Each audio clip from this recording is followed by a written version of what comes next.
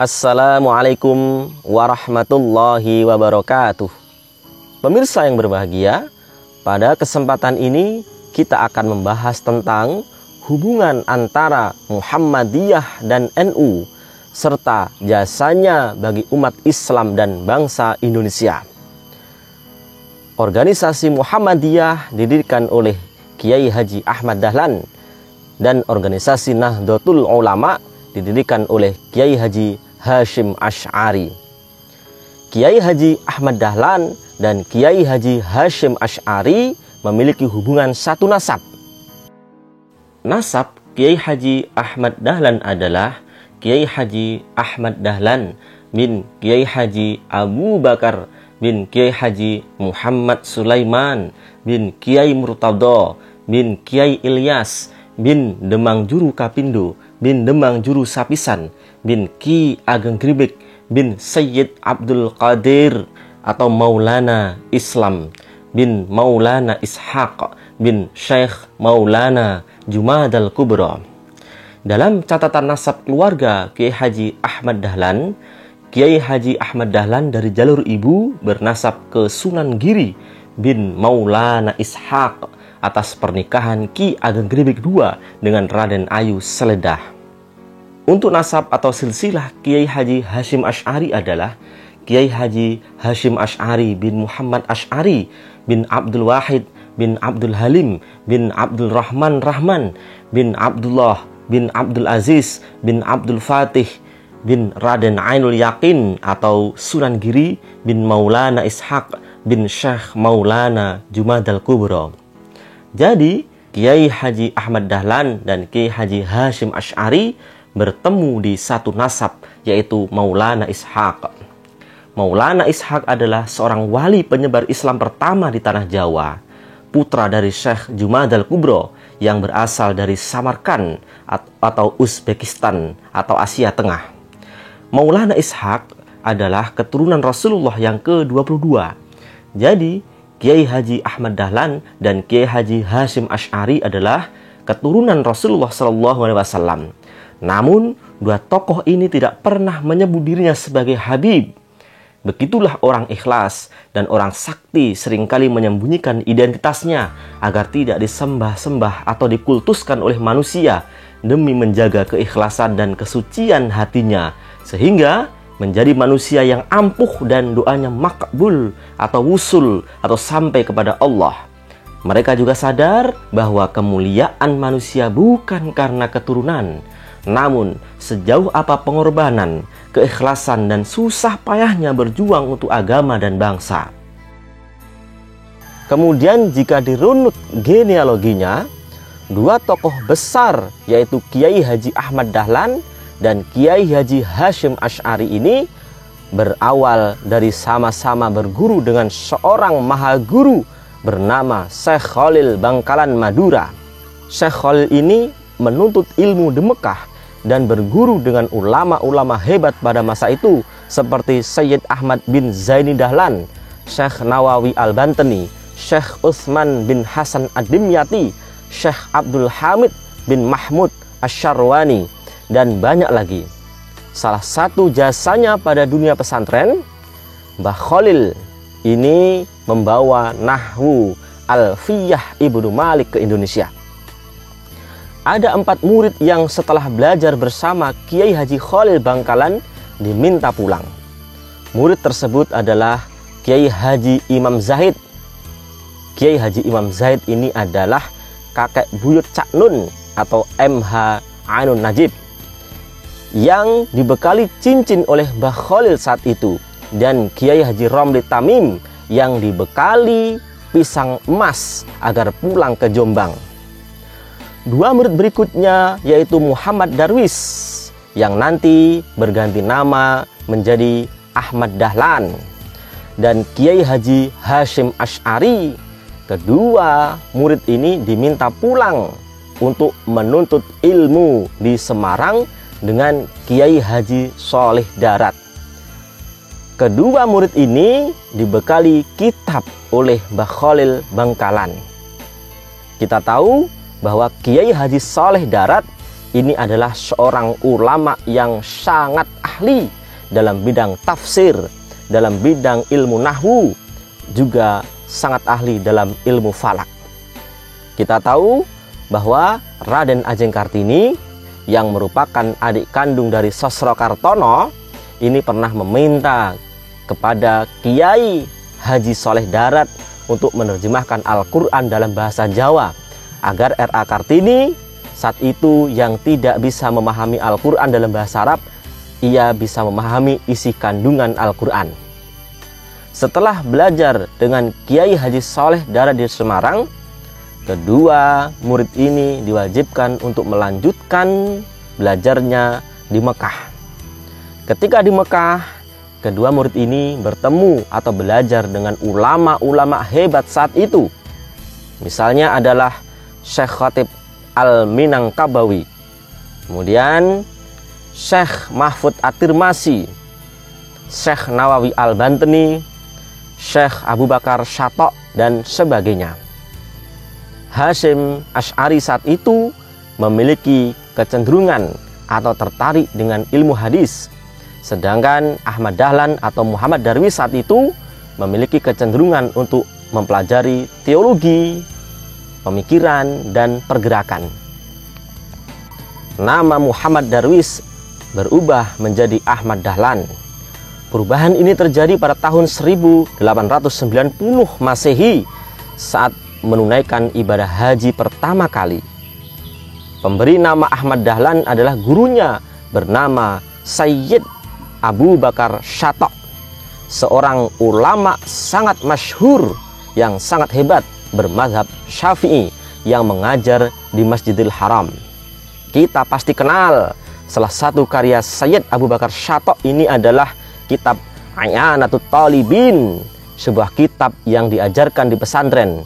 Sayyid Abu Bakar Syatok ini juga dikenal sebagai seorang ahli tasawuf. Setelah 5 tahun lamanya belajar di Mekah, Muhammad Darwis pulang ke tanah air. Pada tahun 1899, Kiai Haji Hasyim Asy'ari pulang ke Indonesia. Setelah pulang ke Indonesia, Kiai Haji Hasyim Asy'ari gundah gulana, ingin kembali ke Mekah lagi karena suasana di Indonesia yang kering kerontang dengan majelis ilmu. Dia sangat merindukan itu. Namun Hasyim Asy'ari tidak jadi untuk kembali ke Mekah karena mengingat ilmu Kiai Haji Hasyim Asy'ari saat itu sangat diperlukan di Indonesia. Dua tokoh besar ini mendirikan organisasi yang sampai saat ini masih eksis dan menjadi organisasi terbesar di Indonesia. Kiai Haji Ahmad Dahlan mendirikan Muhammadiyah di Yogyakarta pada tanggal 18 November 1912 Masehi yang fokus pada keagamaan, pendidikan, dan sosial. Kiai Haji Hasyim Asy'ari mendirikan organisasi bernama Nahdlatul Ulama pada tanggal 31 Januari 1926 Masehi yang fokus pada bidang sosial dan keagamaan. Kiai Haji Hasyim Asy'ari mendirikan pesantren Tebu Ireng Jombang yang sebelumnya adalah tempat maksiat. Namun tempat maksiat tersebut sebelumnya sudah dibersihkan terlebih dahulu oleh Kiai Haji Imam Zahid, atau tadi sudah disebut ia adalah seorang kakek buyut dari MH Ainun Najib atau Cak Nun. Kiai Haji Hasyim Asy'ari adalah kiai yang pertama kali mengajarkan kitab Sahih Al-Bukhari di pesantren yang sanadnya diperoleh dari Syekh Mahfud At-Tirmasi ketika belajar di Mekah. Kedekatan hubungan antara Kiai Haji Hasyim Asy'ari dengan Kiai Haji Ahmad Dahlan masih terus berlanjut. Suatu ketika pernah ada santri Kiai Haji Hasyim Asy'ari yang melaporkan tentang Kiai Haji Ahmad Dahlan di Yogyakarta bahwa kok ada seorang kiai yang mengajarkan sekolah ala Belanda, mengajarkan amal usaha atau berdagang, mengasuh anak-anak yatim yang terlantar.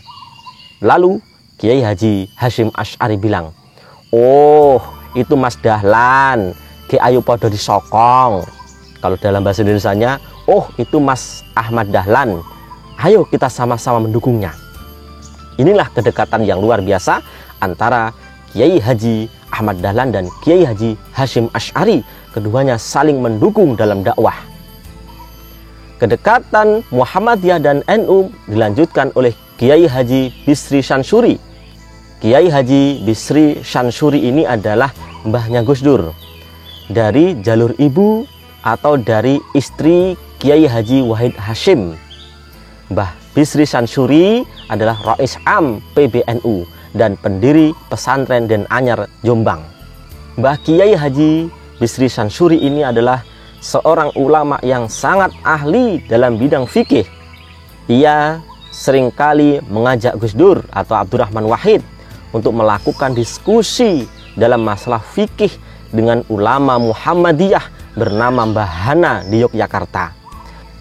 Mbah Bisri pun bersama dengan tokoh Muhammadiyah bernama Kiai Haji Mas Mansur membentuk klub kajian bernama Taswirul Afkar dan sekolah agama dengan nama yang sama. Selain itu, ada 3 tokoh pendiri Majelis Islam A'la Indonesia atau MIAI. 2 tokoh dari NU, Kiai Haji Ahmad Dahlan Ahyad dan Kiai Haji Wahab Hasbullah. 1 tokoh dari Muhammadiyah yaitu Kiai Haji Mas Mansur. Kedekatan hubungan antara Kiai Haji Ahmad Dahlan dan Kiai Haji Hasyim Asy'ari masih terus berlanjut sampai generasi keempat.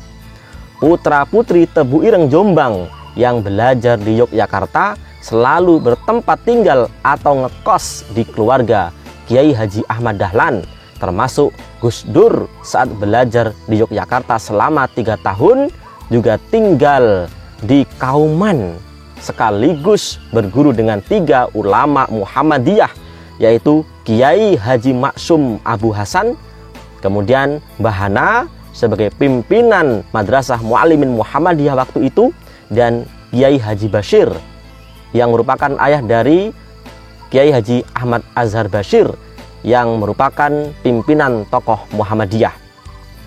Dalam pengakuannya, Gus Dur sering dijuluki orang Muhammadiyah yang ada di NU, sedangkan Kiai Haji Ahmad Azhar Bashir sering dijuluki orang NU yang ada di Muhammadiyah.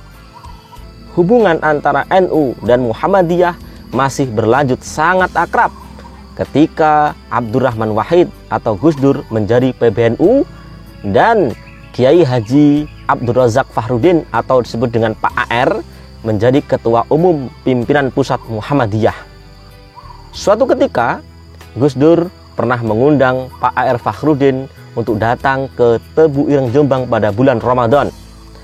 Gus Dur memaksa Pak AR Fahrudin agar mengimami sholat tarawih. Pak AR terpaksa mau atas paksaan Gus Dur. Sampai pada rakaat ke-8, Pak AR bertanya kepada para jamaah, "Ini mau lanjut apa mau sudah?" Karena jamaah sudah sangat capek sebab Pak AR Fahrudin mengimaminya sangat pelan, maka serentak jamaah menjawab, "Sudah, Kiai." Melihat itu, Gus Dur kemudian tertawa kemeklan kata orang Jawa dan berkata, "Malam ini orang NU dimuhammadiyahkan oleh Pak AR."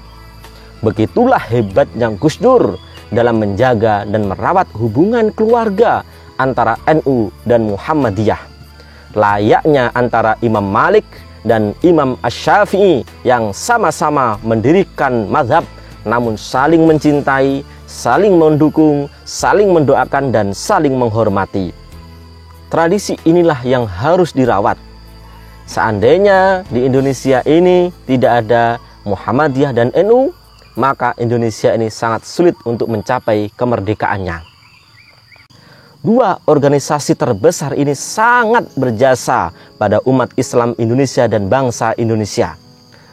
Oleh sebab itu, di sini perlu disebutkan tokoh-tokoh yang menjadi pahlawan nasional kemerdekaan Indonesia dari 2 organisasi terbesar itu dalam jumlah yang seimbang, agar diketahui bahwa peran kedua organisasi itu betul-betul nyata untuk umat Islam dan bangsa Indonesia.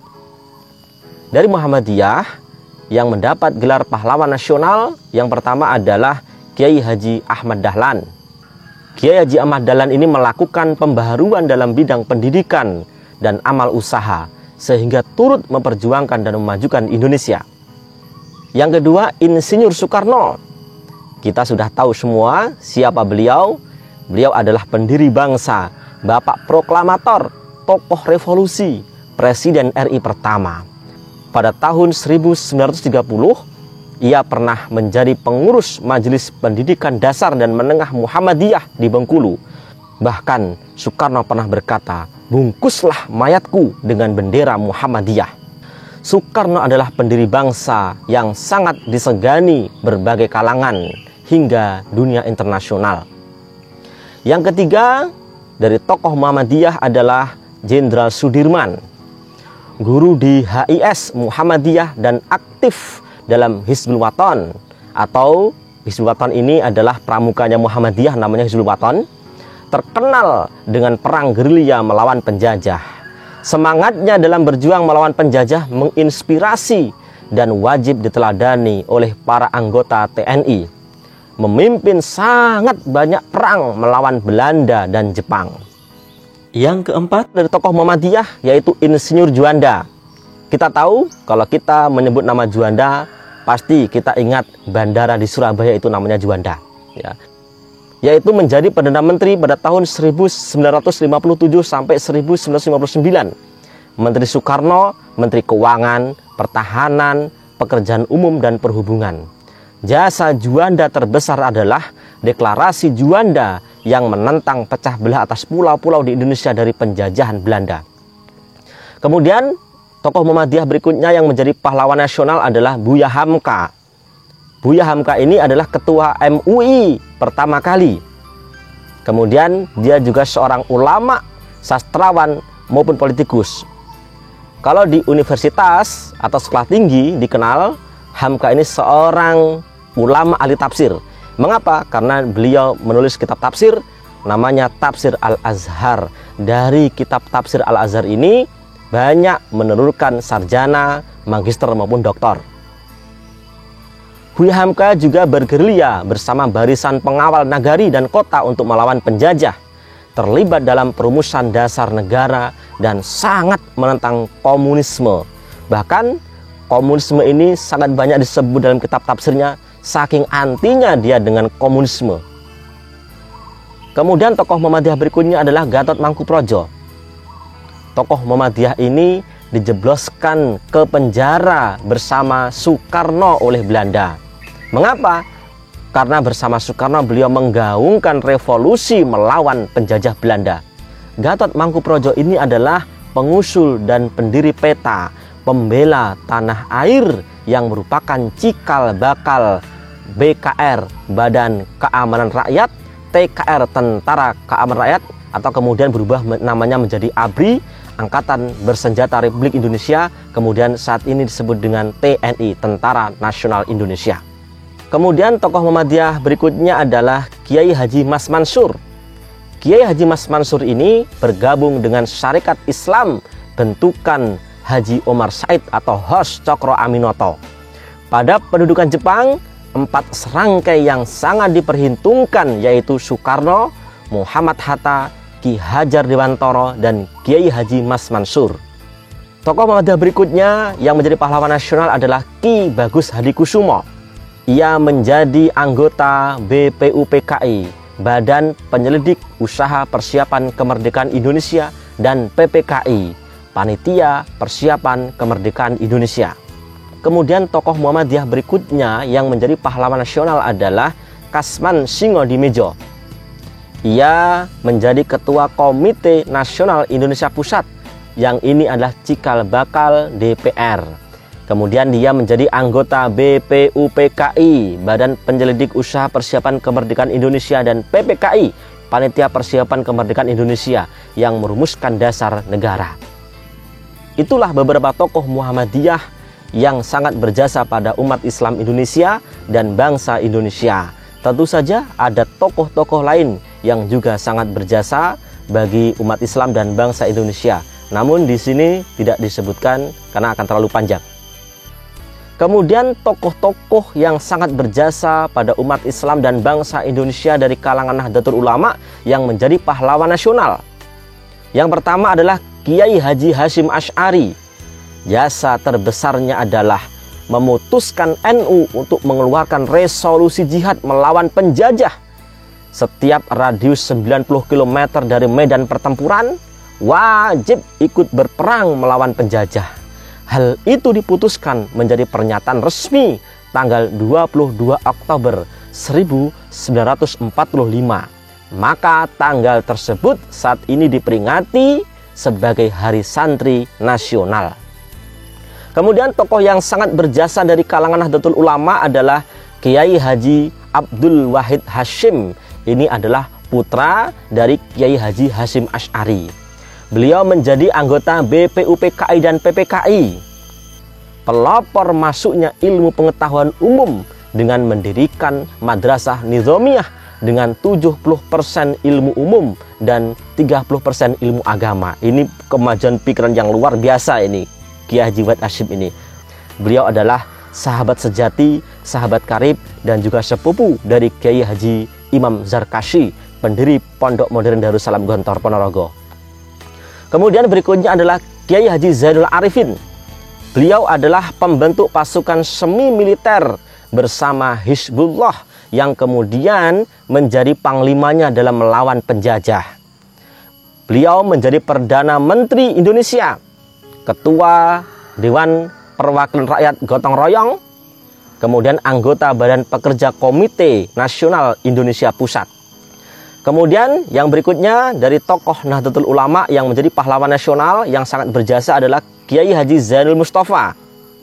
Kiai Haji Zainul Mustafa ini adalah kiai yang habis-habisan, kiai yang sangat cinta dengan tanah air, yang perang melawan Belanda dan Jepang secara terang-terang terbuka. Ini luar biasa ini Kiai Zainul Mustafa ini. Berikutnya tokoh yang menjadi pahlawan nasional dari kalangan Nahdlatul Ulama adalah Kiai Haji Idam Khalid. Kiai Haji Idam Khalid ini adalah tokoh politik Nahdlatul Ulama. Beliau menjadi ketua PBNU paling lama tahun 1956 sampai 1984. Beliau dididik di Gontor oleh Kiai Haji Imam Zarkashi dengan didikan yang sangat keras sama dengan militer.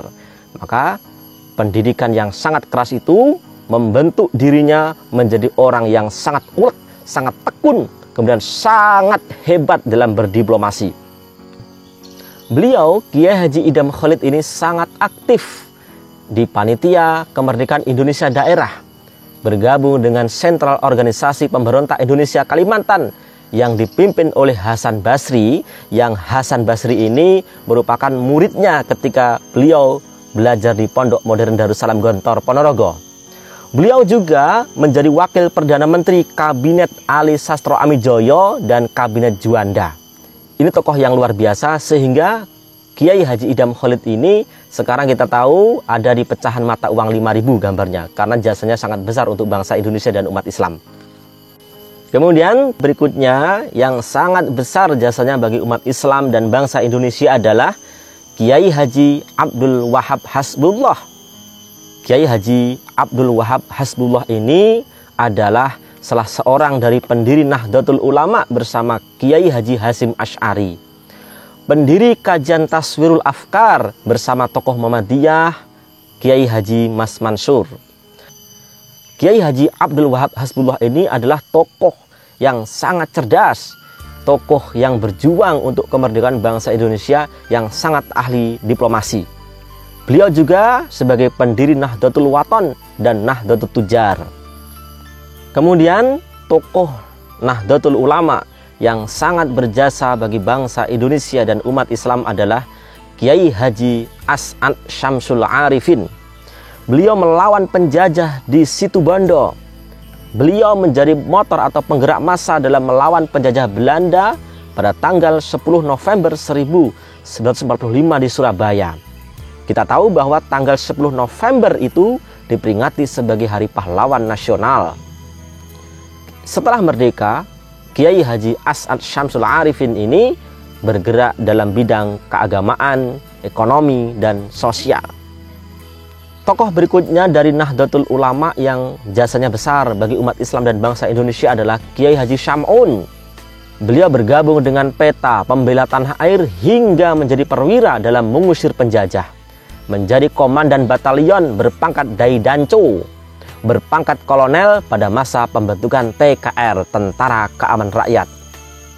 Tokoh berikutnya yang jasanya besar bagi bangsa Indonesia dan umat Islam yang kemudian menjadi pahlawan nasional adalah Kiai Haji Maskur. Beliau menjadi anggota BPUPKI, Badan Penyelidik Usaha-Usaha Persiapan Kemerdekaan Indonesia, yang terlibat dalam merumuskan dasar negara kita yaitu Pancasila. Juga pendiri PETA, pembela tanah air. Kita tahu bahwa Kiai Haji Maskur ini pernah 5 kali menjabat menjadi Menteri Agama. Beliau bergabung dengan pasukan Panglima Jenderal Sudirman. Kemudian kita tahu juga bahwa Kiai Haji Maskur ini adalah Ketua Yayasan Unisma, Universitas Islam Malang. Pemirsa yang berbahagia, itulah hubungan kedekatan antara Muhammadiyah dan NU. Di sini disebutkan Muhammadiyah dulu karena Kiai Haji Ahmad Dahlan lebih dulu mendirikan Muhammadiyah dan usianya lebih sepuh atau lebih senior dari Kiai Haji Hasyim Asy'ari. Beliau berdua adalah tokoh yang luar biasa, yang generasi muda tentu saja wajib meneladani perjuangan beliau untuk bangsa Indonesia. Demikian penjelasan ini disampaikan. Wassalamualaikum warahmatullahi wabarakatuh. Umat Islam di Indonesia tidak bisa bersatu apabila NU dan Muhammadiyah tidak bersatu. Kalau ada yang bilang Muhammadiyah jauh dengan NU, itu hanya mencari-cari saja. Wong yang dipelajari saja bahannya sama kok. Kiai Haji Ahmad Dahlan sering menceritakan kealiman Kiai Haji Hasyim Asy'ari. Kiai Haji Hasyim Asy'ari juga sering menceritakan kealiman Kiai Haji Ahmad Dahlan. Keduanya saling mengagumi, merindukan, menyayangi, mendukung, dan saling mendoakan satu sama lain. Wasiat Kiai Haji Ahmad Dahlan. Kita itu boleh punya prinsip, asal jangan fanatik. Karena fanatik itu ciri orang bodoh. Sebagai orang Islam, kita harus tunjukkan kalau kita bisa bekerja sama pada siapapun. Asal lakum dinukum waliyadin. Wasiat Kiai Haji Hasyim Asy'ari. Jangan jadikan pendapat sebagai sebab perpecahan dan permusuhan. Karena yang demikian itu merupakan kejahatan besar yang bisa meruntuhkan bangunan masyarakat dan menutup pintu kebaikan di penjuru mana saja.